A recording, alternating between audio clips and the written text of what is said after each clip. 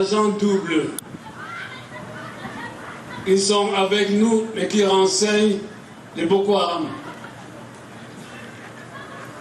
Boko Haram qui entre dans un village et qui sait qu'il y a de l'argent dans telle maison, il y a des sacs de miel dans telle maison, ne tombe pas du ciel. Il faut quelqu'un du village pour lui dire attention. Il y a Oumarou qui a... On a doté la vie d'Oumarou la semaine dernière. Et on va assassiner le pauvre. Il a vendu le mil au marché l'autre jour, bien le maïs.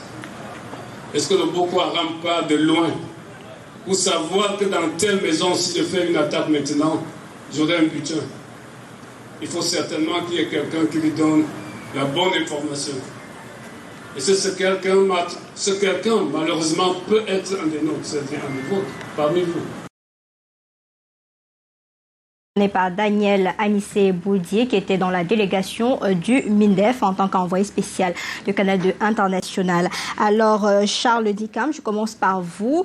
Depuis le début de l'année, il ne fait pas bon vivre dans la partie septentrionale du pays avec ces attaques perpétrées sur le terrain par Boko Haram.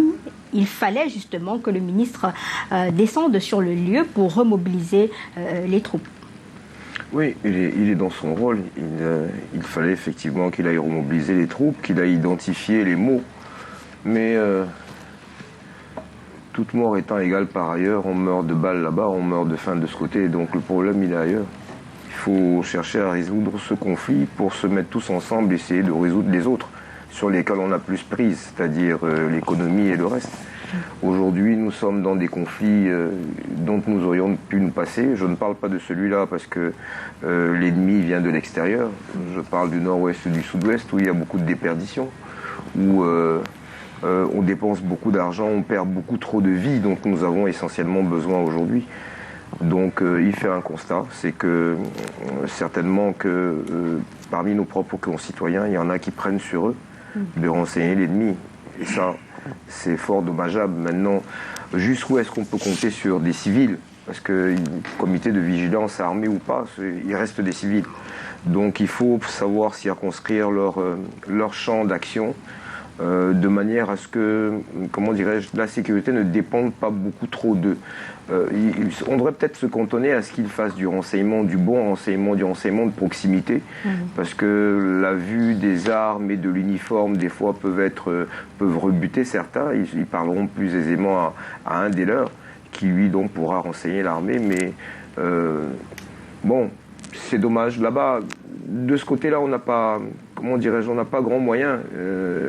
Et je remarque simplement que depuis le début de cette année, ça s'intensifie de tous les côtés. Et pourquoi? Parce que je pense que notre pays est fragile. Eux pensent, tous ceux qui combattent le Cameroun savent que le Cameroun est fragile en ce moment. D'accord. Et nous le sommes. Alors, il y a des nouvelles attaques, une criminalité transfrontalière, enlèvement contre rançon, vol de bétail, exploitation illégale des ressources, notamment pour ce qui est de l'Adamawa. Le ministre, dans ses propos, a été clair. Il est temps de revoir la stratégie sur le terrain et accentuer la collaboration avec la population Abdourahmane. Alors, il faut déjà noter qu'il est très important pour nos compatriotes, notamment les troupes, qu'ils puissent recevoir du réconfort de ce côté-là. Voyez-vous, et en tant que ministre de la Défense, bien évidemment, c'est de son rôle d'essayer de rompre de temps en temps avec l'extrême bureaucratie pour pouvoir descendre sur le terrain et puis apporter du réconfort à nos compatriotes. Nous ne devons pas perdre de vue que depuis le 2013, le septentrion vit une guerre proprement dite. Et nous nous rappelons encore que le président de la République, le chef de l'État, avait déclaré la guerre contre Boko Haram. Donc, il est toutefois important que cela puisse recevoir du réconfort de temps en temps. Et la descente également du ministre de ce côté-là n'est pas seulement pour parler, et c'est également l'occasion pour lui de vérifier les chantiers, les constructions de salles de classe et bien d'autres, et les routes, parce que nous savons que c'est une zone de crise. Et une zone de crise, on ne peut pas confier la construction de ces édifices publics et autres à des entreprises quelconques qui ont pour employeurs des civils. au risque de se faire tuer ou alors se faire enlever et conditionner par des rançons et autres. Mais ce qui est tout le monde déplorable, c'est le fait que nous remarquons juste qu'il y a une fréquente visite de ce côté-là, du côté du Grand Nord. Et ça s'est demandé que pourquoi pas également dans le Nozo. Et ça s'est demandé que ceux du Nozo, notamment les compatriotes, les comités de vigilance, est-ce qu'eux également ne sont pas importants? Ou alors nous avons tout simplement avoué que le système de sécurité ou alors la sécurisation de cette zone-là nous a dépassés. On ne comprend véritablement pas pourquoi il n'y a pas la même ardeur de descente et autre chose. Et il faut également rappeler, Lille, que ce qui est également douloureux, c'est le fait que dans d'autres pays, quand nous atteignons ce niveau de crise-là, vous allez constater que le chef de corps lui-même, dans ce pays-là, fait une descente sur le terrain, notamment pour essayer de galvaniser ces gens-là et prendre effectivement ou alors entrer en contact avec la bonne information. Surtout que nous savons que nous sommes dans un pays hautement corrompu. Il serait parfois difficile que ces militaires-là et ces hommes en tenue-là puissent pouvoir mieux travailler avec des conditions dont ils souffrent aujourd'hui. Donc, Guy Stéphane. Notamment, pour sortir rapidement, il faut également dire et rappeler et poser la question qui est celle de savoir où est celui même qui est à la tête de ce pays et qui peut on va vous répondre. Justement, Guy Stéphane est là pour vous répondre, puisque dans la note qui annonçait cette visite sur le terrain, le ministre en charge de la Défense, c'est sous haute instruction du chef de l'État qu'il a été envoyé sur le terrain, surtout au regard de cette attaque survenue donc à la force des 2 militaires des forces mixtes multinationales qui ont été tués d'ailleurs le 25 juin dernier. Est-ce que cela peut justifier cette présence du ministre sur le terrain pour pouvoir toucher du bout des doigts les réalités sur le terrain et revoir proprement la stratégie au regard de la récurrence des attaques sur le terrain? Absolument, Lille. Il faut remarquer qu'il y a 2 régions qui sont principalement attaquées dans le nord. Il y a la région du nord et l'extrême nord. Au niveau du la nord, Damawa également, parce qu'il y a les rebelles centrafricains qui se retrouvent là. Voilà. Oui. Et vous voyez qu'il y a cette transportation des conflits des pays voisins qui arrivent. Par exemple, avec ces prises d'otages. Il y a une prise, récemment, il y a 2 jours, il y a une prise d'otages où le numéro qui a appelé, c'était un numéro qui venait de la Centrafrique. Donc, nous subissons un peu le fait qu'il y a des conflits dans les pays avoisinant le Cameroun. Et de notre côté, il y a Boko Haram. Vous savez, à un moment donné, Boko Haram a pu être maîtrisé parce qu'on a mis en place des comités de vigilance. Je pense que il y a cela 2 ans, on disait qu'on avait presque 14 000 personnes qui faisaient partie de ces comités de vigilance-là. Maintenant, avec les comités de vigilance, il y a des risques qui se sont mis en place.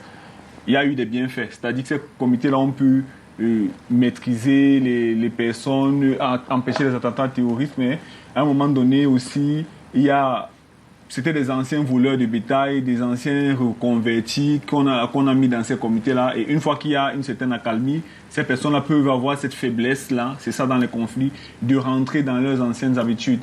Et puis on peut constater que dans la note du ministre, il dit clairement qu'il y a des complicités qui sont établies.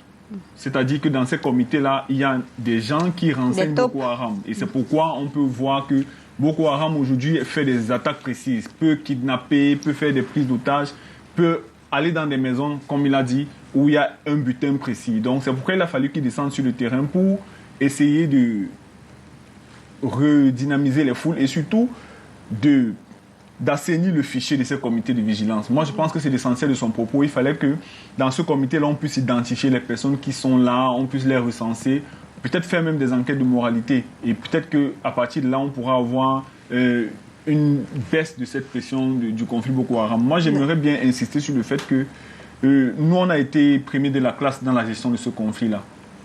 Il y a cela quelques temps, on nous citait un exemple. Je me vois même le ministre qui disait que Boko Haram était condamné à mort parce qu'il avait de bons points et il se disait que cela devait... C'est bon. Maintenant, pourquoi ça revient? Pourquoi aujourd'hui on a un conflit qui revient comme ça? Peut-être que c'est ça la question. Pourquoi aujourd'hui? Pourquoi c'est maintenant que Boko Haram est en train de revenir? On peut regarder quand justement l'expert Albert Hubert. Expliquer et peut-être c'est là où on va recentrer le débat. C'est vrai que parfois on a envie de faire de la politique, mais je pense que dans ce genre de conflit, comme le conflit qui concerne le Nord Cameroun, il est peut-être moins politique. C'est un conflit que nous subissons autant que tous les pays transfrontaliers subissent. On le compare même avec le conflit de l'État islamique dans les autres pays de l'Asie. C'est bien compris. Alors, Hubert, on a un ennemi invisible, que ce soit au Cameroun ou au Nigeria. On parle d'une mutualisation des forces de défense et de sécurité entre les deux pays.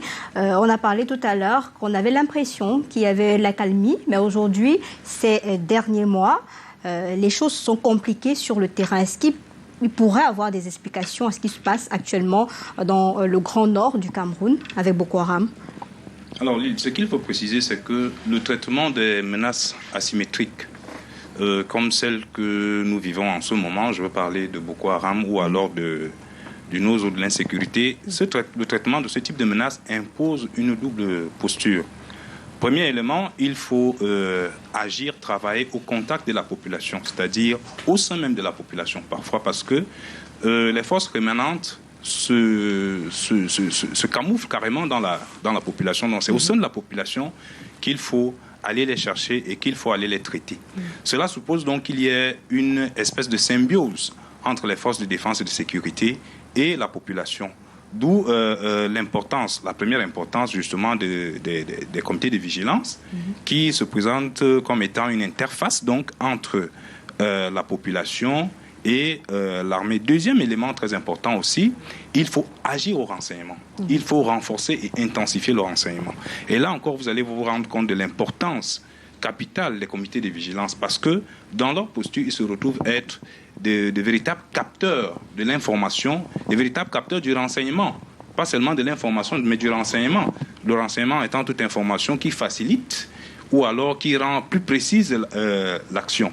Donc, je pense que c'est en résonance avec tout cela que Monsieur le ministre de la Défense s'est rendu là-bas, déjà pour apporter son soutien aux populations, marquer la solidarité aux populations, mais aussi et surtout recadrer ces comités de vigilance. Parce que si on observe une recrudescence de l'insécurité, c'est peut-être aussi parce que ces comités de vigilance ne fonctionnent plus correctement. Peut-être parce que dans le discours de Joseph Betty Assomo, il a signifié que tout le renseignement qui va chez ces éléments de Boko Haram, ça provient de ce comité de vigilance. Il va falloir, pour les autorités en place, de les resserrer et de les recadrer. Effectivement. Donc c'est cela. Le rôle des comités de vigilance est un rôle qui est capital. Et donc je pense que, de mon humble avis, en commençant par les recadrer, en commençant par les resserrer, on commence déjà à obtenir une plus grande marge de manœuvre pour pouvoir donc continuer à traiter avec une certaine efficacité ces forces rémanentes-là.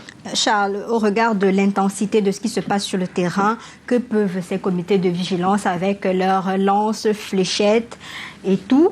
Est-ce possible véritablement d'accompagner les forces de défense pour barrer la voie à ces éléments qui viennent parfois à bord de motos lourdement armés et qui viennent même parfois du pays, le Nigeria, avec tout le matériel qu'on connaît?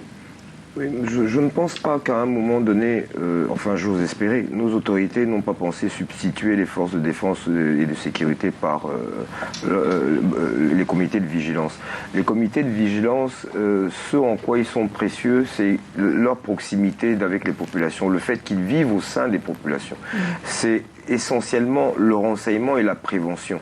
C'est à partir de leurs informations que l'armée peut parer au plus pressé, à savoir justement anticiper sur les attaques et peut-être être beaucoup plus rapidement présente sur le terrain. Mais je dis et je répète qu'un civil qui n'a pas de formation militaire, même si moi je n'en ai pas faite, je sais que ça n'est pas évident du tout. C'est quelque chose de très spécifique qui doit être fait avec méthode. Et je pense que l'aspect psychologique est beaucoup plus important que quoi que ce soit d'autre. Donc, bon, toutes les armées du monde savent faire cela, ou doivent savoir faire cela, travailler avec les populations, parce que sans les populations, aucune armée ne peut vaincre dans un quelconque conflit. Donc, il va falloir comment dirais-je, renouer ce lien qu'il y avait, puisque pendant 2-3 ans, ça a bien marché. C'est surtout identifier ce qui n'a pas marché, ou quelle est la chaîne qui a été rompue. Parce que on n'oublie pas, nous sommes au Cameroun. Si pendant 2 ou 3 ans, ils avaient été aidés régulièrement d'une certaine manière et que du jour au lendemain, certains se sont endormis sur leur laurier parce que, soi-disant, ça s'était calmé et que ce qui leur revenait n'arrivait plus à destination, évidemment, la démobilisation aussi s'explique. Je n'exclus pas du tout cet aspect-là, connaissant nos compatriotes. D'accord. Alors, au-delà de ces comités de vigilance-là, Abdourahmane, il a également insisté sur les rencontres avec les chefs traditionnels et les élites qui doivent certainement jouer un rôle dans la sensibilisation au niveau de ces localités, puisqu'on s'est rendu compte que ce sont les localités reculées qui sont la cible de ces éléments de Boko Haram. Je ne veux pas enlever la parole à Abdourahmane, mais comment vous les avez appelés, les élites là, ils les a laissés à Yaoundé. On a compris. Alors, Lily, en fait, vous voyez que je viens d'esquisser un sourire parce que c'est exactement ce que je voulais dire quand je prenais la parole. Il y a les chefs traditionnels qui sont sur. En fait, en réalité, quand je disais tout à l'heure que j'évoquais l'aspect corruption, vous m'avez aussi tout coupé, mais je voulais vous faire comprendre que quand nous connaissons ceux qui sont ceux qui nous gouvernent, c'est pas faire de la politique. Quand nous sommes face à une situation dangereuse, nous le vivons chaque jour. Du moins, nous le vivons au Nozo. Et nous le vivons également dans le septentrion depuis un bout. Et puis, quand vous êtes face à des personnes comme ça, et Guy Stéphane l'a dit, il faut se poser la bonne question. Pourquoi maintenant? Pourquoi ça revient? Pourquoi ça a cessé à un moment donné? Tout simplement, c'est une hypothèse. C'est tout simplement parce que ceux-là, à un moment donné, ils n'ont pas reçu. Peut-être soit c'est qu'on les a promis, ils se sont retrouvés en train de se battre pour rien. Et puis, à un moment donné, ça devient fatigant. Et puis, ils n'ont pas le matériel nécessaire, les commodités nécessaires pour continuer à tenir. Pendant que ceux-là à qui on a confié ces choses-là se remplissent les poches. Si je peux me permettre, si je vais dire à Lille, est-ce que vous savez que l'hôpital militaire qui est à Yaoundé, le centre d'hémodialyse de l'hôpital militaire ne fonctionne pas?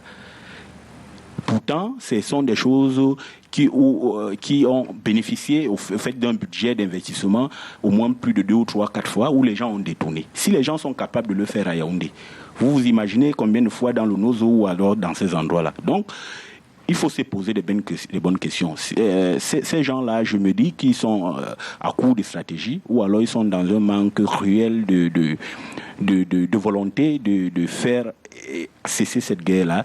Et puis, on nous emballe dans des histoires où il faut descendre, parler aux populations. Vous parlez aux populations, vous leur dites quoi? Vous dites quoi au chef? Vous demandez au chef d'aller bagarrer ou alors aller lutter contre Boko Haram avec ses mains ou alors avec ses gris-gris? Non. Moi, je pense qu'une guerre, et l'expert est là, c'est un peu beaucoup plus sérieux que cela. D'accord. On ne se permet pas de descendre et dire aux gens avec la bouche, non, il faut collaborer. Non, oui, mais vous leur dites qu'il faut collaborer après quoi? Quelle est la mesure de protection que vous mettez à leur disposition? Notamment, il y a les mêmes comités de vigilance du côté du Nozo, où vous demandez aux populations de collaborer et quand ils finissent de vous passer des informations nécessaires pour mettre en mal ces gens-là, et la suite c'est que quand vous partez dans vos casernes, ils sont massacrés. D'accord. La Kwaya en est la preuve. D'accord. Hubert, il y a que dans toute réussite d'une guerre, la collaboration est nécessaire. Il faut qu'il y ait des personnes sur le terrain qui vous fournissent des informations, même si le souhait des populations au cours de la rencontre avec le ministre c'était de mettre des postes de défense dans chaque coin pour sécuriser leurs biens et les populations. Est-ce véritablement possible de faire cela? Parce que ça faisait partie des doléances de ces populations dans le Grand Nord. Et peut-être l'expert peut nous éclairer, parce que les comités de vigilance n'ont pas vocation à durer dans le temps. Ils n'ont pas choisi le métier des armes. Ce sont les circonstances qui les ont amenés à se retrouver, à se défendre eux-mêmes et à aider l'armée. Est-ce que quand ça dure trop aussi, ça peut, cette fidélité, peut durer aussi longtemps? Peut-être que c'est simplement de la lassitude. Peut-être que tout ce qu'on évoque là n'est rien, mais que bon, ils ont fait ce qu'ils ont pu pendant... Donc peut-être cet appel à resserrer et à restructurer ces comités de vigilance et voir exactement qui peut faire quoi dans un moment où on est pratiquement en alerte au rouge. Je pense qu'il faut commencer par préciser quelque chose. Il n'est pas des attributions ou alors de la compétence des comités de vigilance de mener le combat. Il y a une espèce de spécialisation fonctionnelle dans laquelle les comités de vigilance doivent être vigilants. Cela veut dire collecter le maximum d'informations possibles sur les forces rémanentes, où, quand et comment elles évoluent, et puis les répercuter auprès des autorités locales.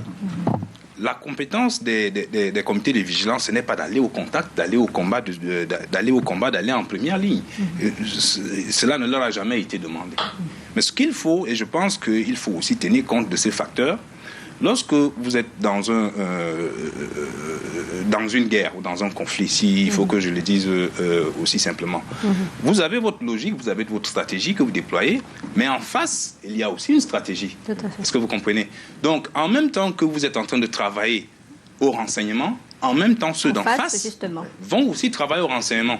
Ce qui peut expliquer le fait que pendant que les comités de vigilance sont là et que Boko Haram a connaissance des comités de vigilance, que Boko Haram puisse s'infiltrer dans ces comités de vigilance pour retourner quelques-uns de ces agents et maintenant les faire travailler à leur compte. Donc il ne faut pas négliger cet aspect. Je pense que l'une des raisons de la recrudescence de cette insécurité, c'est aussi le fait que ceux d'en face ont eu le temps de se réorganiser un peu et d'adapter leur stratégie. Donc je pense que les forces de défense et de sécurité camerounaises sont conscientes de cela. C'est d'ailleurs pour cela que, à tout point, là où on constate que cela ne fonctionne plus bien, on essaye de repréciser les choses, on essaye de recadrer les choses. Le ministre de la Défense, il y a cela pas très longtemps, annonçait déjà un rajustement stratégique.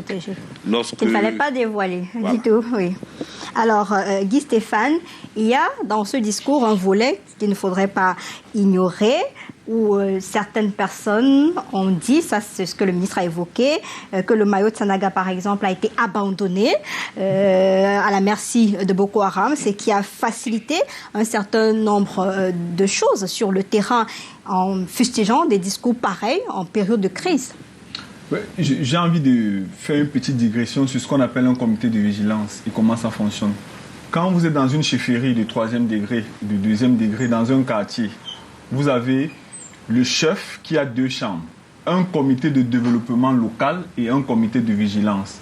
Le comité de développement local doit s'occuper de l'hygiène, de la salubrité de son quartier et le comité de vigilance doit s'occuper de la sécurité de son quartier. C'est parce que nos chefferies ne sont pas complètes, ne fonctionnent pas complètement, mais normalement, chaque quartier pourrait avoir un comité de vigilance qui est affilié au commissariat, à la sous-préfecture. Mais quand la population arrive déjà à dire que non, nous venons plutôt des postes de gendarmerie, ça veut dire qu'on est essoufflé dans cette partie-là. Oui, mais le poste de gendarmerie, c'est normal. Par exemple, si on prend un quartier comme Nudaïdo, il y a le commissariat 9e qui est le poste de police le plus proche. Mais à un moment on est dans la localité là-bas, oui, pour expliquer, où la situation est compliquée et complexe. Oui, parce que la situation devient compliquée. Le comité de vigilance peut se retrouver avec des moyens beaucoup plus fournis, comme dans le cadre de ce qui s'est passé là dans le Nord Cameroun. Maintenant, comment est-ce qu'on le finance? Peut-être c'est ça le problème. Dans les quartiers, c'est les petites contributions que le chef essaye de collecter au niveau de son quartier qui finance. Mais au Nord, certainement, c'est comme ça que ça s'est passé. Peut-être l'État a subventionné, mais sinon, ces comités, qui sont des comités qui sont mis sur pied par les chefferies du quartier, sont un peu autonomes. Ils ont des autorisations de la préfecture, de la police pour un suivi, mais ils sont autonomes. Ils sont autofinancés par les populations du quartier. Donc c'est pourquoi on peut avoir à un moment donné une certaine forme d'épuisement. Mais vous savez que la défense est universelle. Chaque citoyen doit faire son effort de guerre. L'effort de guerre d'un citoyen au Nord, c'est peut-être donner 500 francs par mois pour participer à contribuer à nourrir les personnes qui sont dans le comité de vigilance. Est-ce que vous pensez très sincèrement que dans cette zone-là, avec cette extrême précarité, on peut encore compter sur les citoyens qui ont même parfois déserté les zones de continuer à se nourrir? Je ne pense pas. Les résultats sont là. Ils parlaient pour nous.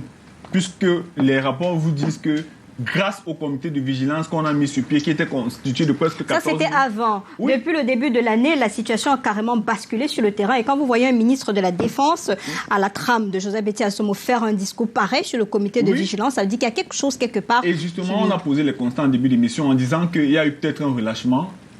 Les comités de vigilance ont peut-être été infiltrés. C'est pourquoi il faut revenir à la source. C'est quelque chose qui a marché, il faut les renforcer et aller au niveau de l'ajout. Le ministre a dit, vous l'avez dit quand vous parliez tout à l'heure, qu'il va redéfinir, il va penser une nouvelle stratégie de défense, qui ne va forcément pas dévoiler. Peut-être que cette stratégie-là inclut une réforme des comités de vigilance, mais il ne va forcément pas tout dire. Mais je tenais à le faire pour expliquer un peu aux citoyens camerounais comment est-ce que ces comités-là fonctionnent. D'accord, c'est bien compris. Je vais poser la question qui vous a été posée à Charles. Sans vous couper, quand vous regardez même la mine du MINDEF, ça traduit quelqu'un qui est extrêmement gêné, qui est extrêmement dépassé et qui ne rassure même pas par rapport à cette descente qu'il a fait. C'est votre point de vue. Il fallait que voir la vidéo. Alors, Charles, je voudrais vous poser la question. À côté donc de ce discours, il y a eu quand même qu'on a dénoncé le fait que certains profitent de cet environnement-là pour des discours sur les réseaux sociaux, en annonçant l'abandon complètement de la zone entre les mains de Boko Haram. Il était temps de rappeler à ces populations-là que l'armée est là. Rien n'a été abandonné puisque le Cameroun est encore entier. Oui, le Cameroun est encore entier, sur le papier. En fait, le souci est le suivant, c'est quand vous imaginez le nombre de kilomètres que nous avons en partage avec notre plus grand voisin, vous mesurez l'immensité de la tâche. Cette armée, elle a beau être valeureuse comme nous le pensons, à un moment donné ou à un autre, elle va se retrouver face à... La porosité et la dangerosité des frontières. N'oubliez pas que nous avons eu aussi un très grand soutien qui est venu même jusque chez nous, pas seulement à nos portes, qui est entré, grâce auquel ces gens-là ne sont pas déjà à Batouri ou ailleurs. C'était le maréchal Idriss Déby. Il est parti et je pense qu'il est parti avec sa vision à lui. La lutte contre Boko Haram. Voilà. Son fils ne le partage pas forcément. Et entre-temps, il y a eu beaucoup d'autres phénomènes qui sont venus, ou de faits qui sont venus déstabiliser un petit peu de ce côté-là. N'oubliez pas que derrière le Nigeria, il y a le Niger, il y a le Burkina, etc. Et avec tout ce qui s'est passé en Afrique de l'Ouest, je pense que beaucoup ont recentré leurs objectifs ailleurs. À tort peut-être, mais ailleurs. Donc aujourd'hui, nous sommes plus que jamais face à nos responsabilités seuls. C'est pour ça que je dis que ce dont nous pouvons faire l'économie, il faut en faire l'économie. Si toutes nos forces étaient concentrées rien que sur l'extrême nord, je ne doute pas un seul instant que la situation ne serait pas celle qu'elle est aujourd'hui. Il y a déperdition de forces parce que nous nous battons déjà contre nous-mêmes, au sud-ouest et au nord-ouest, et nous nous battons contre l'ennemi. Et nous n'en avons pas les moyens. Il faut dire les choses telles qu'elles sont. Aujourd'hui, nos finances sont exsangues.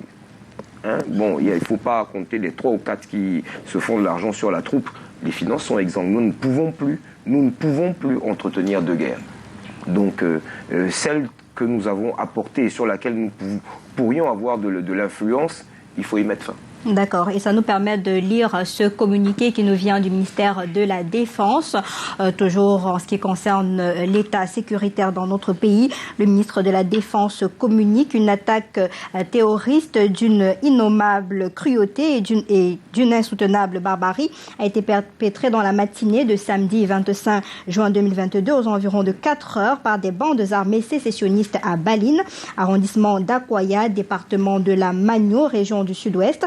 En effet, des assaillants lourdement armés et évalués à une centaine ont fait irruption dans le domicile d'un élu de la nation, en l'occurrence monsieur le député Aka Martin, où plusieurs personnes étaient réunies à l'occasion des obsèques de son défunt frère et ont immédiatement ouvert le feu nourri et aveugle sur la foule, mettant au passage le feu sur son domicile et le cercueil contenant la dépouille du frère de l'élu avant de se retirer sous la pression des forces de défense et de sécurité arrivées en intervention. Repartis en plusieurs groupes, ces irrédentistes ont simultanément attaqué le poste de gendarmerie de Séyan, incendié plusieurs habitations ainsi que le centre de santé de Baline. Meurtries et furieuses, les populations du village vont sortir en masse et dans un mouvement de révolte spontanée pour riposter farouchement et à leur manière aux assauts de la horde terroriste qui a finalement replié dans les forêts environnantes. Le bilan de cette macabre expédition fait état de 32 civils assassinés, dont 5 de nationalité nigériane, plusieurs blessés, le centre de santé de Baline et une cinquantaine d'habitations incendiées, la dépouille du frère du député incinérée dans son cercueil, 4 terroristes neutralisés et blessés en fuite également. Informés de la tragédie, les autorités administratives et des forces de défense de sécurité locales sont immédiatement descendues sur les lieux pour s'enquérir de la situation et engager des diligences en vue de la prise en charge des blessés, dont les plus graves ont été évacués à l'hôpital régional de Buea. Les actions de ratissage continuent sur le terrain pour retrouver les assaillants. Le ministre délégué à la présidence en charge de la défense transmet les condoléances du chef de l'État, chef des forces armées, aux familles des victimes de cette attaque ignoble et inhumaine, ainsi que ses vœux de prompt rétablissement aux blessés.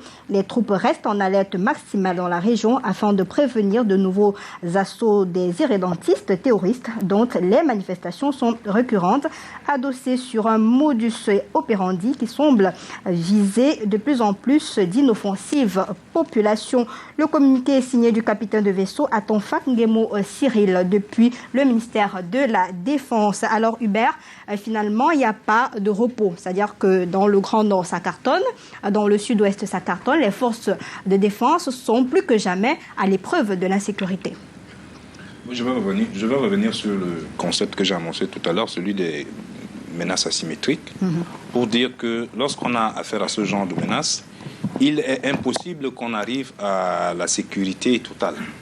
C'est-à-dire que traiter ce genre de menaces suppose, pour les forces de défense et de sécurité, de ramener tout simplement la violence à un niveau qui soit acceptable.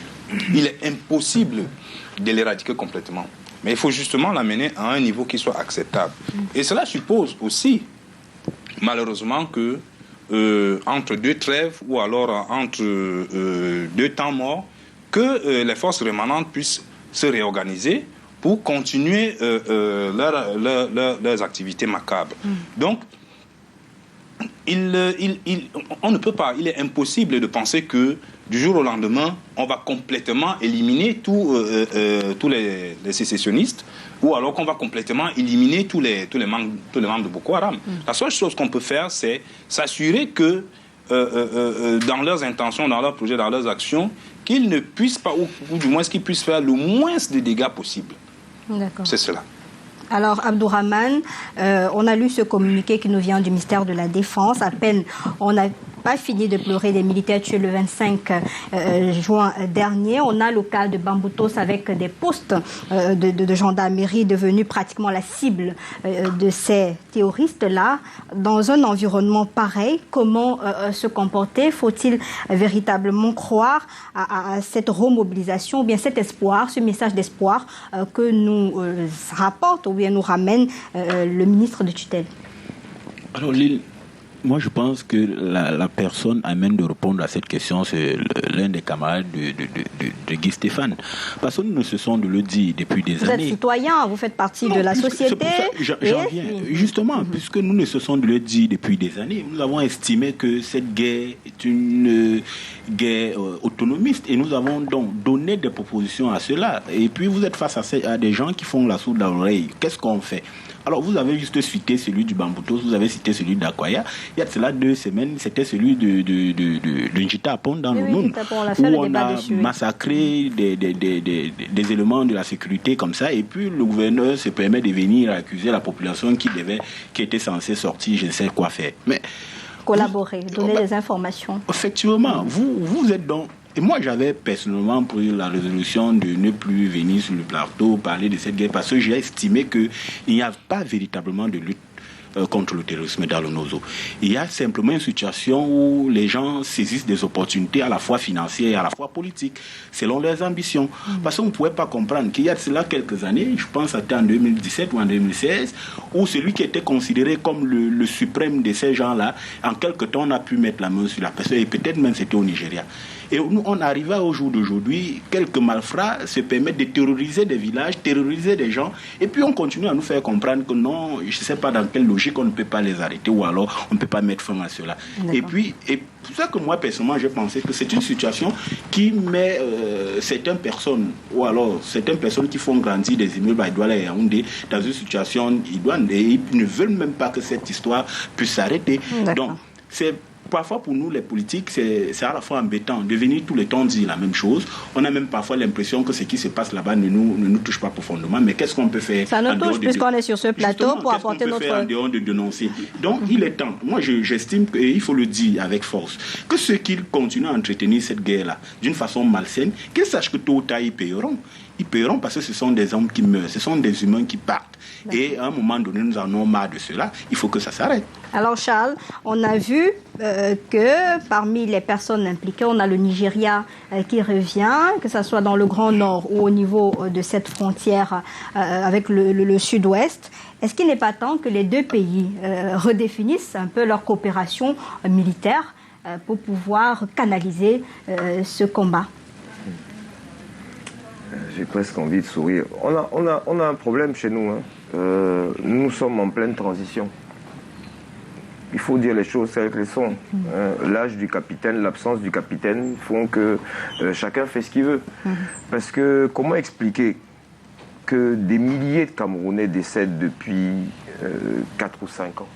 On est parti dans Boko Haram depuis 2009, oui. On est à 5 ans dans le... Et que jamais celui-là que ses camarades appellent le père de la nation, on ne l'a jamais vu. C'est-à-dire qu'il donne des hautes instructions pour tout, même pour la vie et la mort.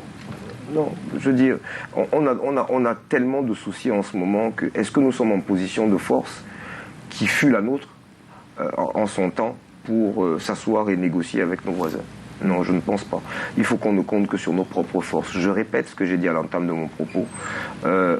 Si nous nous reconcentrions sur ce que nous savons faire le mieux et que nous nous reconcentrions pour le faire ensemble, sans doute que nous arriverions à vaincre certains de nos périls. Il y a des périls que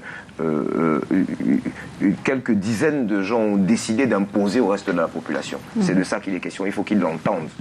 Et je finirai certainement en répétant ce que vient de dire mon prédécesseur en parole, c'est que qui ne pense pas qu'ils sont cachés, on sait à qui profite cette guerre, on sait qui l'entretient, on sait qui fait tout pour qu'elle ne s'arrête pas. Et le moment venu, ils rendront compte. J'ai souvent une image en disant que dans n'importe quel avion, il y a un nombre de places limité. Si même il y en avait un qui décolle, ils sont trop nombreux pour être tous dedans. C'est ce que je veux leur rappeler. C'est donc on va se retrouver face à face à un moment ou à un autre. Donc vaut mieux peut-être déjà commencer à aménager la bonne position pour qu'éventuellement on puisse les écouter. Parce qu'il arrivera un moment où on n'écoutera plus. D'accord, il y a la voix du RDPC sur ce plateau. Guy Stéphane, est-ce que vous êtes sourd à ce qui se passe dans le Grand Nord, dans le Nord-Ouest et le Sud-Ouest pour ne pas siffler la fin de tout ce qui se passe, trouver véritablement des stratégies pour arrêter les pleurs? On est fatigué de venir sur ce plateau. Il y a 32 personnes tuées, il y a 10 civils, etc. Donner des chiffres, on est à des milliers de morts depuis, si on veut comptabiliser à partir du Grand Nord jusqu'au Nord-Ouest, et d'autres régions sont aujourd'hui concernées parce que même le Mungo, le littoral, n'est pas épargné au regard de l'actualité. Est-ce que vous êtes conscient de ce qui se passe? Je pense que les Camerounais ont commencé à prendre la mesure de ce genre de choses. C'est difficile de terminer une guerre. L'aîné Ndjikam, je vais juste lui rappeler qu'à un moment donné, certains militants sont partis, ont soutenu ces personnes-là qui ont tué aujourd'hui 30 personnes. Ils les ont soutenus parce qu'ils ont marché avec eux et ils avaient porté des t-shirts estampillés, embazonnés, des drapeaux embazonnés. Certains militants de son parti ont donné caution à ce genre de personnes-là. Moi, j'aimerais demander à mon ami Abdourahmane à qui ça profite quand vous avez des gens qui entrent à Akwaya, tuent 30 personnes et sortent. C'est terrible. Au départ, c'était des revendications corporatistes. Acceptons même que le gouvernement n'a pas bien négocié. Il y a certains d'autres partis, certaines personnes qui ont régné l'existence de ce conflit-là, non? Oui, c'est des libertés humaines, c'est des erreurs qu'on peut faire. Mais certaines personnes ont accepté ce conflit. Dans notre parti, il y en a qui ont accepté ce conflit, accepté le fait qu'il y avait des problèmes, il y avait des revendications qui étaient là. D'autres ont nié, d'autres ont accepté. Il y a eu quelque chose qui s'est passé. Acceptons même que nous ne soyons pas complètement d'accord avec la substance du grand dialogue comme solution pour résoudre le problème. Mais est-ce que ça explique que vous avez une partie des Camerounais qui sont dans l'absolu aujourd'hui, qui vous disent qu'on ne veut même plus fédéralisme, on ne veut plus rien, on veut diviser le Cameroun et on a les armes. Et c'est ça le résultat des personnes qui se sont radicalisées. Maintenant, moi, je ne veux pas parler de pourquoi on se radicalise, parce que vous qui êtes sur ce plateau, vous ne vous êtes pas radicalisé. Si vous n'êtes pas radicalisé, c'est parce que vous avez pensé à un moment donné qu'il y a d'autres solutions. Parce que moi-même qui suis au RDPC ne pensais pas que c'est un rassemblement, ce n'est pas une secte où c'est universel. Il y a des avis divergents, des débats contradictoires. La preuve, il y a des primaires pour imposer quelqu'un qui va être maire ou député au sein même du RDPC. Vous avez vu comment les renouvellements sont houleux. Cela montre le fait que nous ne pensons pas de la même façon. Donc pour dire que ce n'est pas parce qu'on ne pense pas de la même façon qu'à un moment donné, il faut prendre l'arme. Dans une république, on ne prend pas les armes. Pourquoi? Parce que quand on les a pris, il suffit de regarder les autres conflits dans d'autres pays. Ça va durer 30 ans, 40 ans. Au Congo, aujourd'hui, on est toujours en plein conflit. Ce n'est pas parce que ce n'est pas hyper médiatisé. Au Cameroun, on a cette force qu'on est un pays hyper puissant dans la communication. Même au niveau des réseaux sociaux, quand quelque chose se passe au Cameroun, on a l'impression que c'est toute l'Afrique qui est concernée. Mais le Congo vit la même situation que nous parce qu'à un moment donné, il y a des personnes qui ont pris les armes. La leçon, c'est que nos frères camerounais comprennent que on a un pays à construire, un pays qui a un changement de leadership générationnel qui est en train d'arriver. C'est nous qui devons le construire. Et pour le construire, c'est avec des fondamentaux. Les fondamentaux, c'est on ne prend pas les armes dans une démocratie. Sinon, on a ce qu'on voit là. D'accord. Alors, Hubert, avec vos permissions, je voulais juste dire à Guy Stéphane, comme il a reconnu que chez lui, il y a des gens qui pensent souvent à contre-courant de la pensée. Je voulais vous dire que quand une dame est belle comme lui, il y a des garçons au quartier qui disent qu'ils la connaissent alors qu'ils ne la connaissent pas. Donc c'était pour vous parler de ces prétendus militants du MRC qui auraient pris partout. Sinon, on a un site, on a des photos. Je n'ai pas vu ça venir. Alors Hubert, ça va, j'ai pas vu ça venir. Hubert, alors, il y a des populations qui sont exténuées. C'est-à-dire que ça soit du nord au sud, de l'est à l'ouest. On a vu cette fatigue-là se traduire par un mouvement d'humeur des populations, appel au secours des autorités pour que cela s'arrête, même si le ministre a pensé que c'est légitime, mais que les populations ne doivent pas agir selon la volonté du diktat de qui que ce soit. Dans ce cas précis où ça vient de partout, comment est-ce qu'on doit se comporter? Parce que là, lorsque vous manifestez, on dit non, c'est un acte téléguidé par quelqu'un, par un mouvement ou par une élite, etc. Comme on a vu dans le Grand Nord. Je pense que le ministre reste dans son rôle de stratège, c'est-à-dire celui qui conduit les unités qui sont chargées d'assurer la sécurité de la population. Et je continue à dire qu'il faut bien que les rôles soient bien repartis, que chacun fasse son travail à son niveau. Mais je voudrais quand même faire une petite digression. Dernièrement, lorsque je suis passé sur ce plateau, je vous expliquais ce qu'on appelle le continuum des opérations. Lorsqu'on est en train de gérer une crise comme celle-là, l'intervention de l'armée se passe en 3 grands mouvements. Le premier mouvement, c'est justement l'intervention, c'est comme ça qu'on l'appelle. C'est un mouvement qui est celui du choc vraiment brutal, c'est-à-dire que les unités de première, deuxième, troisième génération sont en première ligne. Là, on a vraiment un affrontement pratiquement linéaire entre les forces de défense et de sécurité et ceux qui sont en face. Dans le deuxième mouvement, puisqu'il faut bien qu'on aboutisse à la fin, dans le deuxième mouvement, les militaires restent là, mais reculent un peu pour permettre qu'on essaye un peu de recréer un semblant de contrat social. C'est le mouvement de la stabilisation, de la normalisation, pardon, de la stabilisation autant pour moi. Et le troisième mouvement, c'est le mouvement de la normalisation où les militaires rentrent complètement dans les casernes. Ils restent là, mais ils sont dans les casernes. Et on permet donc aux populations de se rasseoir pour recréer l'unité nationale. Alors, ce qu'on observe, c'est que nous sommes effectivement, et je le disais dernièrement, nous sommes dans la phase de stabilisation. La deuxième phase. Et dans cette phase, justement, il est possible qu'il y ait des recrudescences où il y ait des retours en force des forces rémanentes. Donc, à ce moment, on ne peut pas, l'armée ne peut pas complètement s'écarter. Et l'armée ne peut pas continuer à agir avec la même intensité. Les gens vous demandent, vous qui espérez, pourquoi l'armée ne va pas directement au front de façon directe pour affronter, c'est-à-dire qu'affronter de façon directe et définitive. Justement, nous sommes, je le disais, nous sommes dans un conflit asymétrique. Dans l'asymétrique, il n'y a pas une ligne de front. C'est-à-dire que les menaces que vous devez traiter... les spectateurs que ce n'est pas une armée identifiée, identifiable, avec des canons. Et il n'y a pas un affrontement symétrique. C'est-à-dire qu'il n'y a pas une ligne de front. ceux qui constituent la menace et que vous devez traiter se fondent dans la population, comme Mao Zedong disait, comme le poisson dans l'eau. Et le rôle donc des forces de défense et de sécurité, c'est autant que faire se peut, couper le lien qu'il peut avoir entre ces personnes et la population. Parce qu'il faut le savoir. Sinon, c'est les dégâts collatéraux. Parce qu'il faut le savoir, dans ce genre de crise, justement, ce qu'il faut gagner, ce qu'on appelle le centre de gravité, c'est la population. C'est cette population qu'il faut sécuriser. Or, si parce que vous voulez atteindre les autres, vous sacrifiez la population, vous arrivez au résultat totalement inverse. On a tous compris que l'affrontement classique entre nos forces de défense et de sécurité et ces insurgés, qu'il s'agisse de Boko Haram ou encore des Ambazoniens, a toujours été en leur défaveur. Ça a toujours été à la faveur des forces de défense et de sécurité. Lorsqu'il y a affrontement entre les forces de défense et de sécurité, très souvent, ça classique. Même si on a perdu tellement les éléments des forces de Mais maintenant, vous voyez que, du fait, conscient de ce qu'ils ont perdu l'affrontement classique vis-à-vis des forces de défense et de sécurité, ils se retournent maintenant contre la population, qu'ils le torturent, qu'ils le martyrisent et autres, redoublant. C'est cela, les actions d'éclat. On dit la symétrie, c'est la réponse du faible au fort. Ils reconnaissent que au niveau du combat, ils sont faibles.